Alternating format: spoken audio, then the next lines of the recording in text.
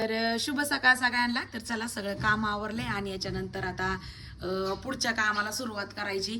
तर म्हणलं त्याच्या आधी चला की 2 दिवसापासून जे म्हणजे हे झालं होतं की जसं थोडी दुःखद घटना झाली त्याच्याविषयी तुमच्याशी बोलायचं होतं.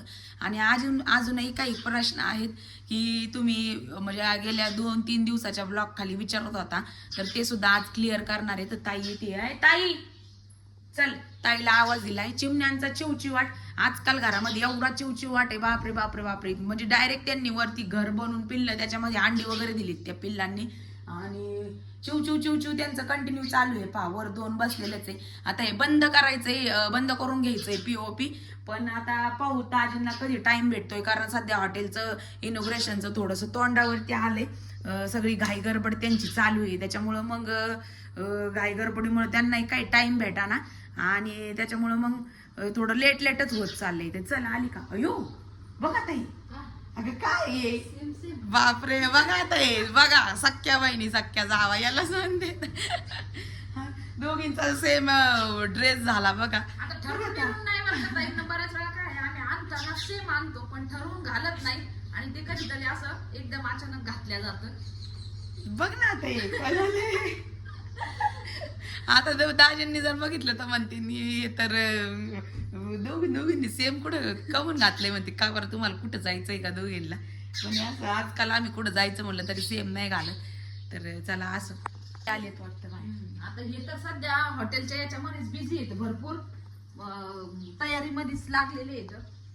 काय म्हणता काय आणलं काय नाही बाय, आम्ही नाही केलं. ते तुमचं काम आहे इन्व्हाइट करायचं. आमच्यापेक्षा तुमच्या सांगण्यात थोडा दम आहे. आम्ही कसं सांगायचं सांग. तुम्ही नाही केलं का? नाही अजून सांगितलं नाही, इन्व्हाइट नाही केलं. मी म्हणलं आमच्या सांगण्यापेक्षा दोघींच्या तुमच्या दाजींनी सांगितलेलंच ठीक राहील. कारण बऱ्याच दिवसाच्या बऱ्याच ताई म्हणत होत्या की ताई आम्हाला तुम्हाला भेटायचं एक छोटंसं मीटअप ठेवा. पण आता बघा कुठल्याही गोष्टीला योगा एक लागतो ताईंनो. आणि खरं म्हणायला गेलं ना की बऱ्याच दिवसाचं आमचं पण चाललं होतं मीटअप ठेवायचं, पण कुठेतरी ठेवूयात करून ते पुढे ढकलत चाललं होतं. का आता एक छान अशी सुवर्ण संधी आहे आम्हाला आमच्या सबस्क्रायबर फॅमिलीशी भेटायची आणि तुम्हाला पण आम्हाला भेटायची. तर मग ती कुठली तुमची दाजी सांगतील आता. सगळ्यांना नमस्कार. आता तुम्हाला सगळ्यांना थोडंसं तर माहिती आहे की हॉटेलचं काम चालू होतं, रनिंग होतं. तो हॉटेलचं उद्घाटन फायनली काम पूर्ण झालं आहे आणि पुण्यातील सुप्रसिद्ध मोहनभाऊ मानकर यांचे मानकर डोसा आणि आईलानगरमध्ये प्रथमच आम्ही आणलेलं आहे आणि त्याचं काम पूर्ण झालं आहे. उद्यापर्यंत राहिलेल्या थोड्या त्रुटी पूर्ण होऊन काम पूर्ण होईल. तर परवा दिवशी आम्ही 4 वाजल्यापासून तर पुढच्या तुमच्या आगमनापर्यंत हॉटेलचं उद्घाटन ठेवलेलं आहे. तर मग तुम्ही सगळे आपल्या सबस्क्राईब फॅमिलीला एक आग्रहाचं निमंत्रण आहे. तुम्ही सर्वांनी प्रयत्न करून म्हणजे टाईम काढून येण्याचा प्रयत्न करा. म्हणजे आम्हाला सर्वांना खूप चांगलं वाटेल का तुम्ही तिथं आले. बाकी सबस्क्राईब फॅमिली बाकी सर्व म्हणजे जेवढे यूट्यूब पाहणार आहे सर्वांनाच माझं आग्रहाचं निमंत्रण आहे. सर्वच जणांनी या. 25 तारखेला सायंकाळी 4 वाजायच्या नंतर. 25 तारखेला संध्याकाळी 4च्या नंतर. आणि एक्झॅक्ट ऍड्रेस सांगा. हा फ्रायडे येतो, श्रावणचा पहिला दिवस आहे म्हणून आम्ही त्या दिवशीच करायचं ठरवलं. एक्झॅक्ट ॲड्रेस तुम्हाला कार्ड तर पाठवतो. एक्झॅक्ट ॲड्रेस त्याचा असा आहे, आयलानगरमध्ये केडगाव बायपास. फ्रायडेला सगळ्यांनी नक्की या 25 तारखेला संध्याकाळी 4च्या नंतर. आणि आमच्या त्या खुशीमध्ये थोडं तुम्ही बी सहभागी व्हा, आम्हाला खूप आनंद होईल. त्याला त्यामुळे जेवढ्यांना पॉसिबल होईल तेवढे या. आणि काहींना फार लांबून येणे शक्य नाही, पण तरी पण प्रयत्न करा. एकदाच यायचे आणि परत असं आम्हाला पण तेवढी खुशी होईल. चला तुम्ही थोडंसं गडबडीत आहे. थँक्यू सगळ्यांना. बाय. बाबा आलेत.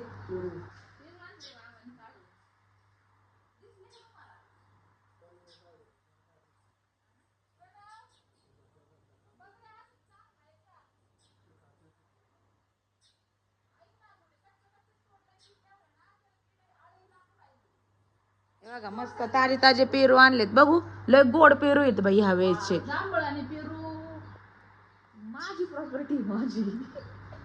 बाई काय करणार बाई. जांभळा जांभळाचं झाड आणि पिवळं झाड माझ्या भावाला द्या. बरं का? मला लय आवडते ते दोन झाडं. आंबे सगळेच छान येतात, पण हे दोन्ही आता तू म्हणशील दर सीझन मध्ये म्हणते ही माझी प्रॉपर्टी आंब्याच्या सीझन मध्ये पण म्हणते हे झाड माझं आहे सगळ्याच झाडांना. पण कारण झाडं आमच्या फळामध्ये गोडवा तेवढा आहे म्हणून. नाही तर आजकाल मार्केटमध्ये एवढं पिवळे ते काय म्हणते दिशेव मारण फशिव जाता. आमच्या आजचा होता तेव्हा म्हणायच्या दिशेव मारण फशिव जाता. फक्त दिसायला चांगले वरून दिसतात आणि खायला एकदम पाणी पाणीच आतमध्ये. अगं काय म्हणता तुम्ही गंज लावून दिसत नाही तर ऐकणार त्या जा दाजींला बघ काय दाजीन चालले होते बळच परत म्हणलं ताई म्हणली जेव नाश्ता करून जा. नाश्ता नव्हता केला कारण गडबड लय चालली होती त्यांची. आता 2 दिवस काय गडबडच चालणार आहे सगळं ऊसपर्यंत. तर चला त्याच्यानंतर तुम्हाला एक कारण सांगायचंय. जसं की आम्ही त्या दिवशी व्हिडिओ नाही आला आपली पोस्ट टाकली गेली होती की वस्तीवरती दुःखद घटना झाली या कारणाने आपला त्या दिवशी व्हिडिओ आला नाही. व्हिडिओ तर काढलेला होता कारण की शनिवार रविवार म्हणजे अक्कांचा महिना होता तेव्हा तो व्हिडिओ पूर्ण म्हणजे बनवलेला होता पण एडिट करायला टाइम भेटला नव्हता. सकाळ आम्ही उठलो मुलांचा टिफिन वगैरे ताईने बनवला मी ध्रुवचं आवरलं आणि मुलं गेले आणि त्या चक्करमध्ये रुद्र तर बॅग पण विसरून गेला आणि डब्बा पण विसरून गेला. सकाळ पहाटच अशी झाली की आमच्या वस्तीवरच्या एक ताई येतं त्यांनी सुसाईड केलं. आता आपल्या त्या प्रत्येक व्हिडिओ मध्ये आहेत पहा आपल्या मंगळागौरीच्या म्हणजे महालक्ष्म्यांच्या पहिल्या वर्षीच्या आहेत दुसऱ्या वर्षीच्या याच्यामध्ये नाही येत आणि बाकी हळदी कुंकू झालं कुठलंही आपले जे पण लेडीजचे कार्यक्रम म्हणजे जे पण झालेत पहा त्या प्रत्येक आपल्या त्या व्हिडिओ मध्ये थोड्या आहेत त्या इतक्या छान ताई अशा त्या म्हणजे असं कधी वाटलं नाही की त्या असं काही करतील. त्यांच्या आयुष्यात खूप खुश होत्या त्या. असं काही त्यांना काही त्रास पण नव्हता कुठल्याही पद्धतीचा. पण त्यांनी का असं केलं छोटे 2 मुलं सुसाईड केलं. मला हे म्हणायचंय की आपला जीव आहे ना एवढा स्वस्त नाही की आपण तो द्यायचा कुठल्या कारणावरनं.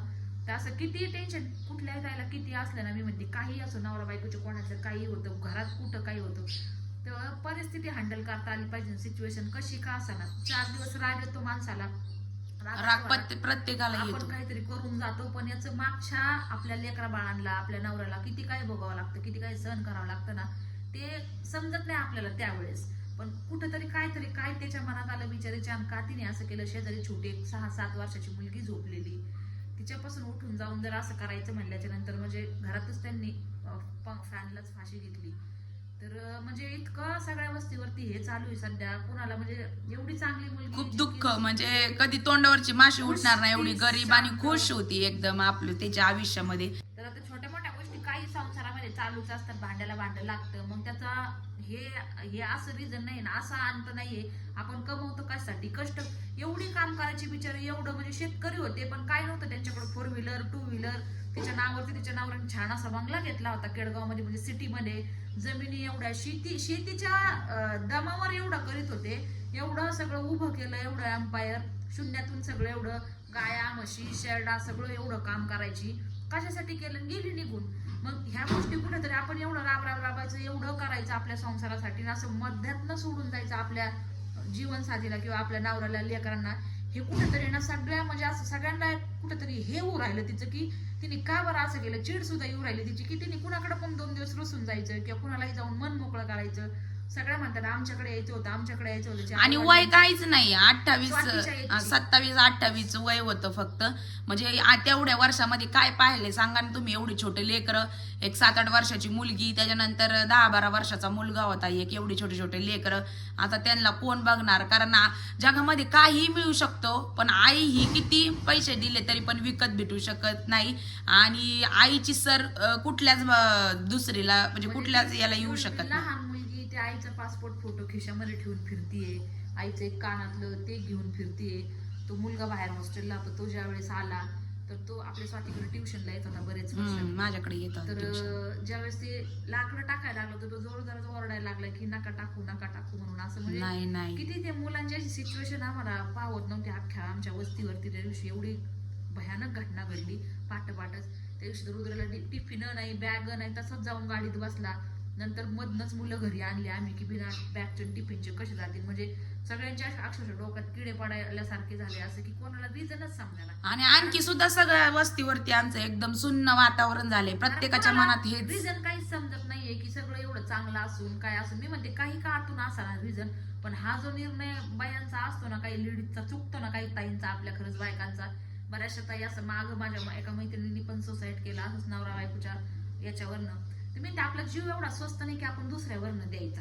आपल्या आई बापाने आपल्याला एवढं वर लहानचं मोठं जन्म दिला त्या आईने, त्या आईचा चेहरा आपल्या समोर नाही यावा, आपल्या वडिलाचा चेहरा आपल्या समोर नाही येत, त्यावेळेस आपण फक्त ज्या व्यक्तीसमोर याने असं केलं त्याने तसं केलं द्यायचा आपला जीव. आपल्या आई बापाचं बघायचं ना, आपण नाही बाकीचं कुणाचं. आणि जाऊ दे मरू दे, सगळ्यात मेन गोष्ट जी आहे की आपली मुलं, कारण आपल्या मुलांना आपण गेल्यानंतर दुसरं कुणीच आपल्यासारखी माया देऊ शकत नाही, हा विचार मात्र प्रत्येकीने गेला पाहिजे. सोडून द्यायचा सगळा संसार, मुलं घेऊन कुठं जायचं, दोन्ही भांडी करून खावा बाई, पण हा निर्णय कुणीच नाही घेतला पाहिजे. जीवन एकदाच येतं, किती स्ट्रगल असू त्या लाईफ मध्ये. काही काही लोक पहा भीक मागून 4-4 मुलांना, आपण ते दिंड्या पाहायला जात होतो त्यावेळेस एक बाई हायवेच्या कडेला रांग ते मुलं घेऊन बसलेली होती, भीक मागून त्या मुलांचं पोट भरवत होती. रांग होती ती मुलगी, अक्षरशः आम्हालाच भीती वाटायची. मी ताईला म्हणलं, ताई बघ ना ग, एवढ्या मोठ्या ट्रका चालल्यात, म्हणजे हायवेच्या इतकं, म्हणजे 2 इंच सुद्धा अंतर नव्हतं त्या मुलीमध्ये. म्हणलं बाई एखाद्याने उडवलं काय झालं, तर काय भीती वाटते की तिला का काय, काहीच नाही एवढं काढायला. पण ते रात्रंदिवस तिथंच हायवेच्या कडेला, आणि कुणी गाडीत असं खायला वगैरे दिलेलं ते खातात आणि तिथंच राहतात. मी म्हणलं आपण 1 मिनिट आपल्या मुलांना असं रस्त्यावर सोडत नाही. हायवेच्या कडेला ती बाई 3-3 मुलं घेऊन राहते, छोटे छोटेच एकदम 5 वर्षाच्या आतलेच, असं तिन्ही पण नव्हतं, तिन्ही पण. म्हणजे बघा, ज्याला जागायचंच म्हणलं, तिला नाही का सुसाईड करतायत, तिला तर मागूनच खायचंय. पण मला हे म्हणायचंय, जर ताईंचं किती तुम्हाला टेन्शन असू ना, आई बाप काय आपल्याला बघा पोटात जड झालं नाही म्हणलं, ताटात जड होत नाही, टाकून देत नाही, तर आई बापांच्या चेहऱ्याकडे बघून तरी असे ज्यांच्या डोक्यात येतात ना निर्णय, तर ते नक्कीच खूप चुकीचे आहेत. मला तर हेच म्हणायचंय की टेन्शन प्रत्येकाला असतं. कितीही श्रीमंत माणूस असला तरी त्याला टेन्शन असतं, आणि कितीही गरीबातला गरीब असला तरी म्हणजे त्याला टेन्शन असतंच. काही कवाय ना, कोणत्याही कारणास्तव सुखी आहे या जगामध्ये कुणीच नाहीये, प्रत्येकाला काही ना काही आहे. पण हा जो निर्णय हँडल करता आली पाहिजे ना, कुठलीही असू, चांगली असो वाईट असो, ते सिच्युएशन जो माणूस हँडल करायला शिकतो ना, ते त्याच्या आयुष्यात खूप पुढे जातो. कारण की काळापुरतं राग असो, खुशी असो, काही असतं ते थोड्या मिनिटापुरतं मर्यादित असतं. आपण पुढचा विचार केला पाहिजे की मी असं केलं तर काय होईल, तसं केलं तर काय होईल. कारण चांगले दिवस जितके असतात तितके वाईटही असतात, पण त्याला सामोरं जाणं तेवढंच जरुरीचं असतं प्रत्येकाला, प्रत्येकाच्या आयुष्यामध्ये.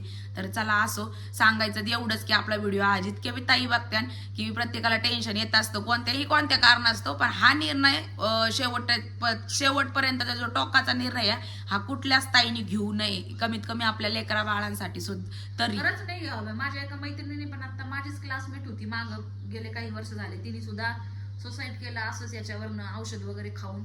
तर तेच वाईट वाटतं, एवढं आपल्याला 20-25 वर्ष आपल्या आई बापाने मोठं केलं, लहानचं मोठं, त्या आईवर काय होईल, त्या बापावर काय होईल, आपण लगेच टोकाचा असा निर्णय घ्यायचा आणि खूप असं थोड्या याच्यामुळे डायरेक्ट आपलं जीवन संपवायचं. मला समजतच नाही या बायकांची बुद्धी कुठं चालते. म्हणजे खरंच मला राग येतोय आतून, का असं करतात ह्या.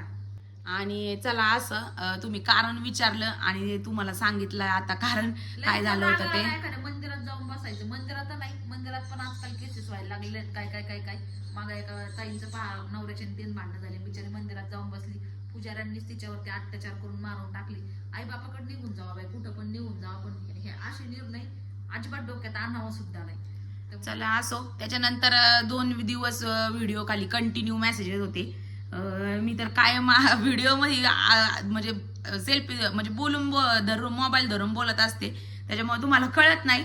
पण त्या दिवशी काय सहज म्हणलं, म्हणजे मी पूर्ण तुम्हाला हुबेहूब दिसले, आणि त्याच्यामध्ये तुम्ही काही ताईंनी जज केलं, म्हणजे म्हटलं की व्हिडिओ खाली सगळ्या तेच कमेंट होत्या की काही गुड न्यूज आहे की काय, सांगा असेल तर. काही ताई म्हणल्या बरं होईल बाय, असलं तर राहू दे, असं तसं. म्हणजे बऱ्याच जणीला 2 दिवस कंटिन्यू तेच कमेंट आणि तेच मेसेज, आणि त्याला लाईक पण तितकेच येत होते. म्हणलं तुम्ही रिप्लाय देत नाही, म्हणलं नक्कीच असणार. हा, असं पण म्हटले.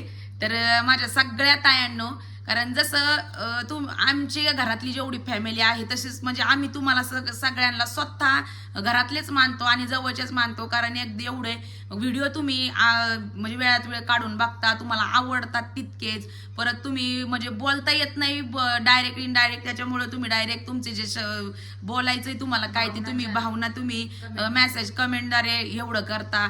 म्हणजे खूप मोठी गोष्ट आहे. कारण एखाद्या व्यक्तीला आपण कमेंटद्वारे अक्षरशः आपला टाइम देऊन कमेंट करतोय आणि बोलतोय, त्याच्यातूनच कळतं की त्या माणसाची आपल्याला किती आपुलकी आहे. तर असो, पण तुम्ही जी मानता ताईंनो ती तसली कुठलीच तशी काही गोष्ट नाहीये. जर असती तर बाकीचं तरी चला, कुणी जरी असलं तरी पण बरेच दिवस लपून ठेवतात. 3 दिवस आपले 3 महिने 4 महिने 5 महिने, आणि ही काही लपवायची गोष्ट नाहीये. कारण कधी ना कधी ती दिसतीच, समोर येतीच.